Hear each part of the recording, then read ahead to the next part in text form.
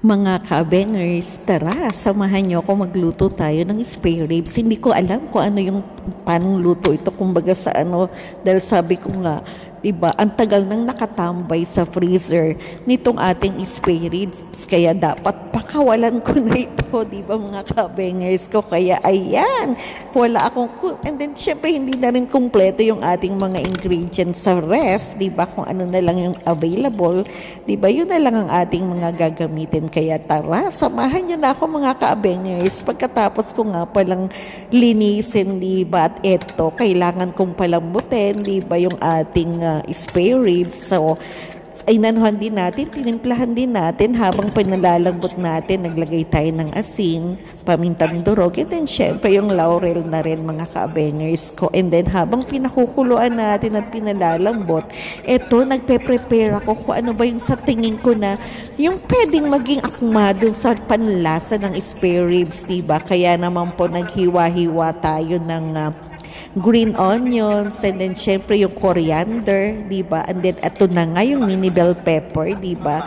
Na hiniwa-hiwa ko na rin dahil syempre sabi ko pinili ko nga yung mga kulay niya na talaga naman pong makaka-attract, diba? Sa ating finished product. So meron tayong yellow, orange, and of course yung red. And then ayan, hiniwa-hiwa lang natin yung ating bell pepper na yan, mga ka-bangers ko. And then tignan nyo na lang mamaya kung saan ko siya gagamitin at paano, di ba mga ka-bangers. And then pagkatapos nga niyan, syempre eto na naman po tayo yung ating madamdamin na talagang paghihiwa natin ng sibuyas na hindi ka nito paiiyakin, di ba? Kumbaga sabi ko, wow, sobrang drama na nga ng buhay ko, paiiyakin pa ako, pa di pa naman sa pagluluto, di ba mga ka-bangers ko. And then syempre eto na nga yung kamatis, di ba? Dahil bakit ba may kamatis? Kasi lagi ko talaga nakakalimutan yung tomato sauce, mga ka-bangers ko. And then syempre naghiwa na rin ako ng isang lemon at ayan na nga, medyo okay na yung ating anong tawag dito, spare ribs. Yan, tinanggal na natin or hinamo na natin sa sabaw. Pero syempre hindi ko tinapon ang sabaw, diba? Dahil may paggagamitan ako ng broth na yan. And then of course, nagisa na tayo ng bawang and then ng sibuyas, diba? At then ayan na, syempre tulad nga ng binabanggit ko, diba? Kailangan tayo ay mag-mekos-mekos lang sa ating pagigisa. And then, eto na yung kamatis na talagang dapat niluto, diba, na gusto, diba? And then, sinabay ko na rin ang ating spare ribs na yan, mga ka-bangers ko, diba? Nang sa gayon, ma-absorb na ng spare ribs yung ating mga ginisa, diba, ng mga herbs. Wow, tinanggalan ko pa nga uli ito ng kasi may napasamang dahon ng laurel, diba? And then syempre pakuluan natin yan, hindi naman pakulo pala, kumbaga isang kutsa pa natin, diba? And then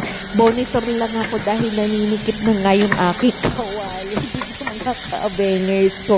Kaya ayan, hinahalo-halo na lang ng lola nyo. And then ayan, syempre, para naman magkaroon pa ng additional aroma, diba? And then ng flavor or anghang ang ating niluluto, diba? Kaya ayan, nagupit-gupit naman tayo ng green na sili, mga ka-bangers ko, diba, na talagang naman pong napakasarap nito, diba? Amoy pa lang, tsak na magiging maganda ang resulta ng ating lulutuin, mga ka-bangers ko. At ayan, takpan muna natin, diba?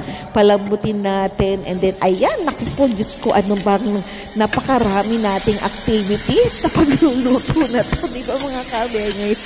Napansin nyo ba na meron tayong bukas sara, and then syempre halo-halo, hiwa, wow, talaga naman pumultay ang ano natin. And then at na, tinimplahan na natin syempre yung ating mga, yung tatlo, diba, na hindi pwedeng hindi mawala, laging magkakasama yan, diba? Pagka may toyo, automatic syempre may seasoning at saka yung oyster sauce, mga ka-bangers ko, diba? Ayan na nga, dinagdagan ko pa nga ng toyo, diba mga ka-bangers? At talaga naman pong napakadamdami naman, ang dahan-dahan lang ang paglalagay ng lola nyo, diba? Na talaga naman po, wow! Napaka-drama, nilalagyan ng pag-drama yung ating. Pati ba naman paghahalo, ano ba yan? Ang bagal naman, grabe na yan, diba? Talagang, parang kumbaga saan kailangan damdamin, namnamin, ano pa, diba? Talagang i-feel di ba yung ating paghahalo ng sa gayon ay maging masarap ang resulta, di ba talagang ito pa, nilagyan natin ng konting tubig, di ba, para kahit paano man nga ay palalambutin nga natin siya dito sa may mga flavor na mga kaabengers ko. At ayan, sinara ko na naman, di ba, at ito, oh my God, binuksan na naman ng lola nyo. And then, syempre, ito na, nagdagdag na tayo ng ating lemon, katas ng lemon. And then, syempre, yung isa't kalahati natin na honey, isa't kalahating kutsara ng honey. Wow, honey, my love, so sweet talaga, di ba? Na talaga kailangan magkaroon ng gano'n, di ba? Bukod sa kumpletos ricados, di ba, yung mga panlasa natin. Imagine niyo yun, di ba, merong toyo, maalat, merong anghang dahil sa sili, di ba? And then, syempre, yung asim ng lemon. At ito na nga, yung tamis ng honey. Tabay, kumpletos ricados talaga, di ba? Kumbaga sa ng taste buds mo ay talaga namang very active. Di ba, mga kabengers? At ito pa, my God, di ba? Napakasosyal ng lola nyo, di ba? Naghalo pa ng sesame oil with chili para naman kahit pa paano yung madagdagan ng kulay, di ba? Maging vibrant talaga yung color, di ba? Na maging kaakit-akit at appealing na matikman ito, di ba? At syempre, ito na yung mga hiniwa-hiwa natin, mga kaabengers ko. So, kinalakalahati ko lang yan, and then tsaka pa natin siya hinalo-halo, di ba? Para kahit pa paano additional na naman sa taste, di ba? Ng ating spare ribs na yan na hindi ko nga masasabi kung anong tawag dito sa recipe na to. Sabi ko nga bahala na ako, ano na lang talaga yung magiging niya, di ba? Pero syempre, nakita nyo naman, appealing talaga, di ba, mga kaabengers ko. And then, syempre, pagkatapos natin siyang halu-haluin, di ba, at magrambula na sila kung ano man yung mga lasa niya, di ba, mga kaabengers ko. Kaya, ayan. And then, syempre, yung mga natitira pang mga garnish natin, nilagay na rin natin to, mga kaabengers ko, di ba? At ayan na nga, Diyos ko, hindi pa humihinto ang lola yun sa paghahalo, di ba? So, ayan na, bilisan mo naman, diba? Init na ang lola nyo, grabe na, diba? Talaga namang ninanamnam ko talaga yung paghahalo, eh. And then, ayan na nga, bilis, diba, mga kaabengers ko? At eto na, Diyos ko po, yung ating pinaka-aabangan. Nilagay na natin yung lahat ng pang-garnish natin, diba? Yung natirang green sili, and then yung ating bell pepper na tinodo na yung buhos, and then syempre yung ating green onions and coriander. Wow, talaga naman po.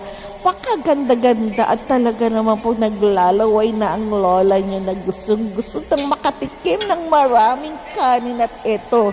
Kaya tara, kain na tayo, mga kaabengers ko. Itodo na natin to.